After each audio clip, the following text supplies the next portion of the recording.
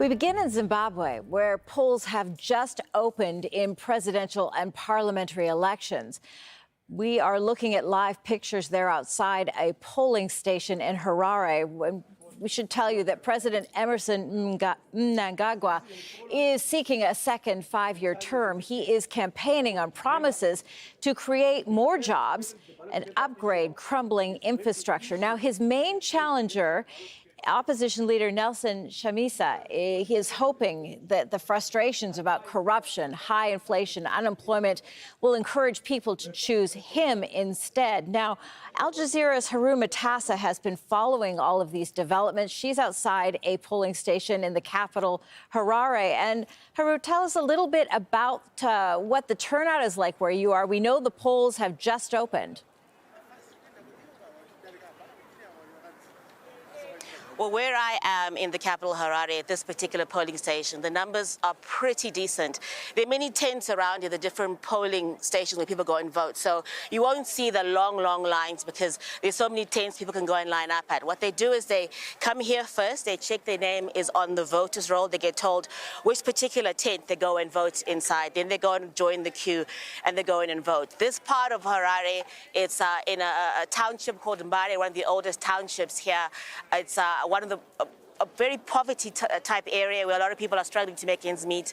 You see those flats there, that's where many families from this area live. Some of them share one room because it's their way of trying to save rent because they don't have the money. A lot of people here are struggling. Some of those apartments don't often have running water or electricity. Life is tough here to make ends meet. A lot of people, because they don't have formal employment, they sell stuff on the street, from secondhand clothes to used car parts, anything they can find just to try and feed their families. The economy, the high cost of living and inflation are big concerns for many voters here in Zimbabwe.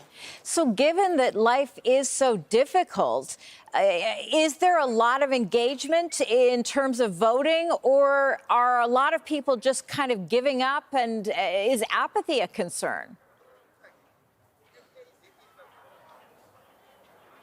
You know, what I've seen with this election, unlike the previous ones I've covered, is that the campaign period leading up to now has been unusually quiet. People have been asking, is there an election going on? What is happening? Normally by this time you'd have had a lot more arrests, a lot more people being beaten up by the police and state officials. That isn't so much the case anymore. It's only been isolated incidences. Is it because people don't want to come out and vote? Who knows? But someone said that, you know what, a lot of people were quietly registering to make sure they can come out in huge numbers to vote on voting day. We'll only know in a couple of hours at the end of the day what the turnout will likely be. But the young people have been told to come out in their numbers. So people are waiting to see how many, or the demographics of the lines, what it'll look like. Would it be more young people or more of the older generation who come out and vote? And what is the sort of main issue that people say that they are hoping will be addressed in this vote? It's poverty. I mean, the real main issue here is poverty and the economy and the high cost of living. I mean, living in Zimbabwe is tough. There are times when prices of basic goods just go up every week. So how are people supposed to make ends meet?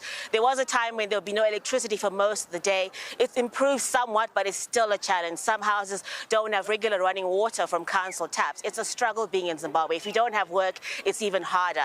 If you don't earn foreign currency, it's even more difficult. People just want whoever wins this election to address all these needs, because ultimately, regardless of who you support, people say they just want the economy to turn around quickly.